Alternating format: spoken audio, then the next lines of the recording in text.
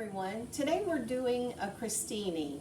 Now, crostinis are typically used as appetizers, but paired with a hearty soup, they can also make a very nice part of your entree.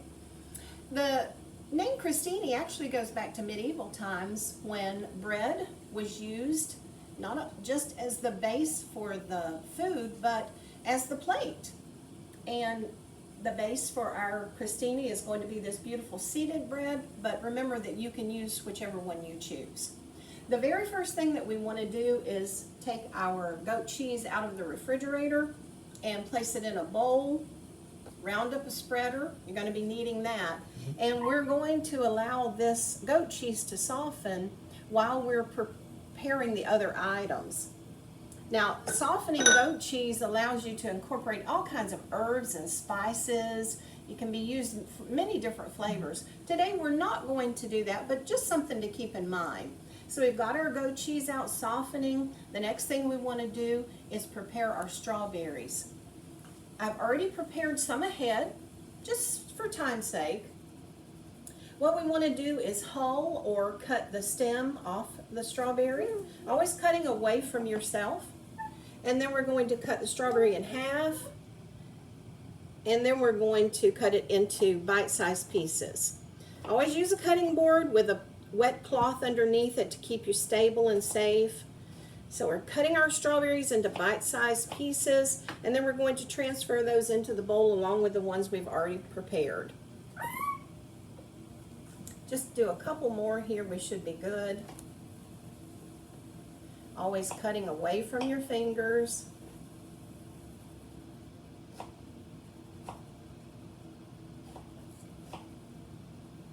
And there we go. That should be enough for what we want to do. We are going to do a whole pan of crostini. The next thing we want to do is drizzle it with honey. Drizzle our strawberries with honey.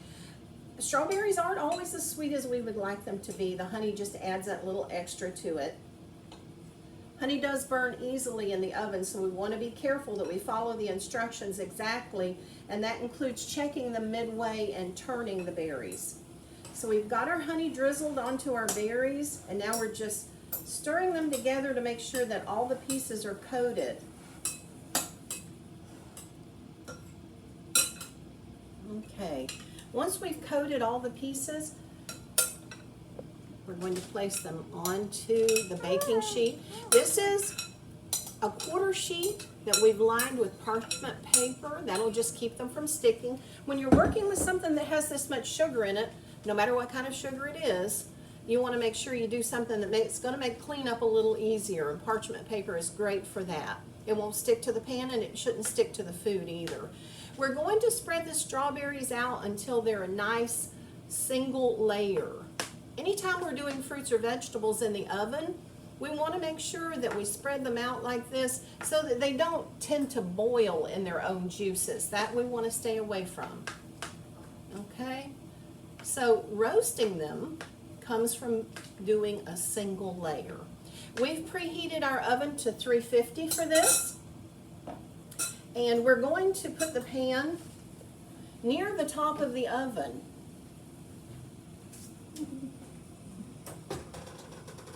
Okay, our strawberries are in the oven. We came to our halfway point of cooking, and we tossed those so that they would cook evenly.